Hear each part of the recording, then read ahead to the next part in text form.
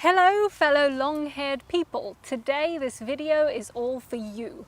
I am going to be showing you how to do a very stylish everyday updo using only this, a hair chopstick. Hair sticks, the ancient Egyptian secret.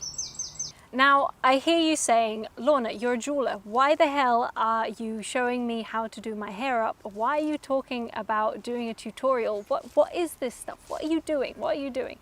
Well, I'll tell you. There are a few reasons why I want to do this video. One is because this is an object that I absolutely adore.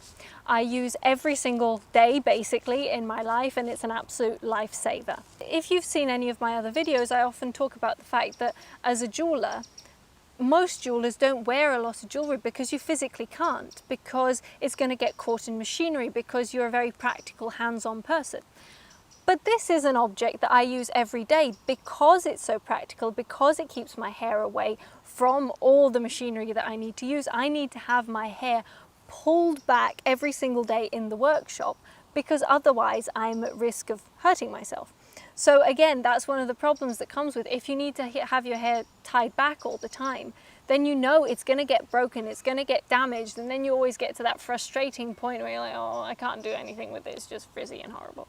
So this has been a lifesaver for me. So it's something that I know about, it's something that I love and adore. Hi, my name is Lorna Romanenghi, and I am a jewellery designer and maker. My work has been exhibited internationally and has won numerous awards along the way. Here, on my channel, I will take you by the hand, giving you VIP access to behind the scenes of the jewellery world, so you can feel more confident and educated when buying, commissioning, or simply appreciating jewellery. To make sure you don't miss out on any new content, click the subscribe button below. Did you know that another word for jewellery is body adornment? Well, isn't hair part of your body? Exactly. So today I'm going to be focusing on that part of the body. I'm going to be focusing on the hair. Now I realize this video won't be for everyone out there in my audience, but if you have long hair or even mid-length hair, you know that one of your problems that you're always thinking about is getting healthy hair and not getting it breaking. And if, like me, you've got a lot of hair, it's very difficult to leave it down on an everyday basis, especially if you live somewhere like me in Scotland with a lot of wind out there, a lot of rain. It's not feasible to leave your hair down every single day. So what do? You tie it up with a hair elastic. It's the easy way, you can do it in loads of different ways and so on. But the elastic is great, but it does cause breakage. So you end up, like me, with all these short bits at the front that then just sticking out anytime you do it there, for instance. I always get that little quiff because I don't do this as often as I should. And sometimes I forget and I just do it up in any old way. I just get a hair elastic, put it up, and then all these breakages happen. Which, if you've got like curly hair like me as well, you know it's a nightmare, because you do a nice pulled up bun and it's great, and then you've got all these frizzies at the front within 2 seconds and it's horrible. So this is one of our issues, and this is what solves it. It's a long-term solution because it will obviously take you a while to notice the difference, but it really is a lifesaver. Now, before I go into the tutorial, I thought I would actually share with you where it comes from and also how I discovered it and how I learned about it. So, first of all, I discovered this from a Russian lady who was actually a Russian model, believe it or not, and she was a friend of my mother's, and she came round one time when I was a kid. I must have been about 7 or 8, and I had been incredibly ill for weeks. I had not moved from the sofa. Well, I had moved from the sofa. I vacated from the bed to the sofa to the sofa to the bed. Everyone's been there and you know what it's like. And as a kid, the last thing you want is your parents brushing your hair when you're feeling that rubbishy and you're just like, no, I don't want you to brush my hair. No, no, no, no, no. So as you can imagine, after basically 2 weeks of just going from bed to sofa to sofa to bed, my hair was matted. It was awful. It was just in one giant knot. If I don't brush this every day, that's what happens. So it was in this big giant knot, and this friend of my mother came to visit with her husband, and she saw me, and her hair is very similar to mine. It's very thick, it's very curly, well, more wavy than curly, but you get the drift. It's problematic. And she came and she started brushing it for me. And not only did she teach me how to brush it properly, which I never knew, but also she introduced me to a hair chopstick and basically said, right, this is a way that you can brush your hair, put it up, and it's not going to get tangled within seconds, and it will stop breaking. And I was like, okay, this is fantastic. So she taught me how to do it. So in my mind, a Russian lady taught me how to use a hair chopstick. It must come from Russia, right? Logic. Then you think about the chopstick itself. You look at it and go, well, a chopstick is Chinese, Japanese, Korean maybe. Maybe it comes from there. So I started doing a little bit of research into this. Turns out I was wrong. Turns out that hair chopsticks, or hair sticks if you would rather call it that way, actually come from much, much earlier in history. They were actually around in times of ancient Egypt, ancient Rome, and ancient Greece. Wow, right? In current situations, we know about hair chopsticks more in the ornamental fashion that is more traditional to China and Japan and their history, their culture, which is, oh my God, don't get me started. The beauty of some of their chopsticks and the beauty of some of the intricate hairdos is amazing. However, these objects are used primarily as ornaments. So yes, they have a certain function, but it is not the main function of holding the hair up. It is there to ornate. So you've often got them there stuck in, and they've got lovely flowing things coming down to the side, and they're absolutely incredible. I love Chinese and Japanese culture. It's absolutely beautiful. However, it comes from much before this lovely little humble object, and it was used in these ancient cultures to hold up hair. No other piece of equipment was needed. You only needed this to hold up your hair. And that is what I'm going to teach you today. I'm going to teach you to put up your hair using just this chopstick. Ready for the tutorial? I can hear you saying, just, why are you rambling on about all these different things? Just show me the tutorial now, just show me. Okay, fine, I hear you, fine. Let's get on with the tutorial. So, first of all, I like to start by tossing my hair back and finger combing it away from my face and neck. This allows me to gather it all together in a mid to low ponytail without leaving any straggly bits behind.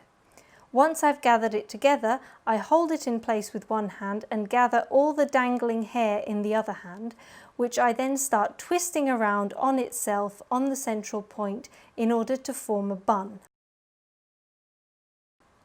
Once all your hair is tightly wrapped up in this bun, take your chopstick, which I usually keep in my teeth while doing this like some sort of barbarian, and make sure that while you keep a tight grip on the bun with one hand, the other inserts the chopstick in an upwards trajectory starting from the middle of the underside of your bun.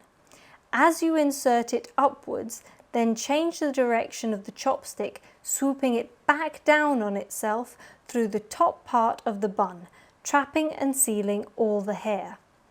You may have to repeat this swooping downwards part a couple of times if the tension doesn't feel right. This hairdo takes practice, so don't be disheartened if you don't get it first time around. Practice really does make perfect. So are you going to give it a shot? Are you going to try putting your hair up in a bun just using this chopstick?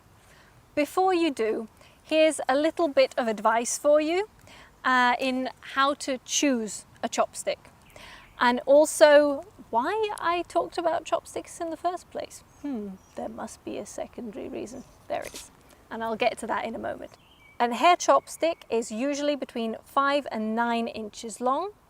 And the things that you have to look out for, because you can use regular chopsticks, regular eating chopsticks, or you can go for the more ornamental ones, I would definitely start with wood or plastic, because if you do have any mistakes or if you do have anything, they're very resilient, and if they do snap, who cares? It's just cost you a couple of quid. But also it just kind of gives you that confidence of you're not using something that's maybe particularly valuable or expensive, and it maybe puts you off using it. So I would start with plastic or wood. Make sure it is smooth. So if you're going plastic, great, that's going to be smooth. But if, like me, you don't really like having extra plastic around in the world, then maybe go for wood. But make sure that it's a nice varnished wood, it's not matte, because a matte piece of wood will catch on your hair as it goes in and it will rip it. And it will also stick, and it's not great for your hair. So it kind of defeats the purpose of using it in the first place. So I would advise you to go for something really smooth, really nice. Make sure the tip isn't too wide, because again, that could break going through your hair. You need to make sure that it is as thin as possible and as blunt as possible, but still really, really thin, so that it glides into your hair perfectly and it doesn't rip anything while going through. So those are two things you absolutely need to look out for. It's great if you measure it according to your hair length. Which if you've got shorter hair, you might go for a slightly shorter chopstick. If you've got longer hair, you'll need the longer chopstick. I personally always want to go for the longer one rather than the shorter one, because in my mind, if it's too long, I can shorten it. If it's too short, I can't lengthen it. So I would definitely advise you going for a longer one, and then if you need to alter it, you can do it yourself. You can figure something out. But also it allows for any hair growth. So I would definitely always go on the longer side rather than the shorter side. And so yeah, those are my tips for you in how to choose a proper chopstick for you that will make sure that you are not tearing your hair, that it is acting to its maximum capacity to make sure that your hair stays healthy and it doesn't break, and it gives you that lasting healthy hair that we're all looking for. So surely there's a reason why she's giving us all these tips and all these pieces of advice. Yes, there is. One of the reasons why I'm doing these videos is because I make hair chopsticks in metal. So I make the more kind of ornate ones, but I make sure that they are practical, because I wear them every day. It's something that I know about. It's a little bit like Woody Allen said, write about what you know. I make about what I know. I have been wearing these kind of chopsticks ever since I was 7 or 8 years old. So it's something that I really know about and I absolutely love. So I make them in metal. So I make them slightly more luxury. Here's an example, for instance. So they're more special occasion ones. They're something that you maybe don't wear on an everyday basis.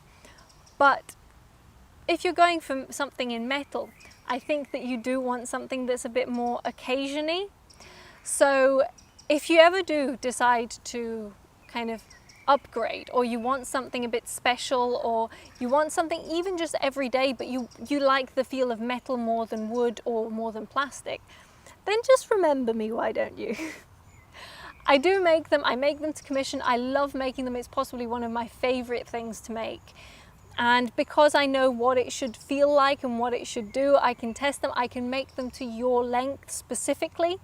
So please, if you want a special chopstick, then just give me a shout. Thank you so much for watching my full video. I hope that my advice has been useful and informative. And yeah, just leave me a comment below if you liked my video or if you have any more questions.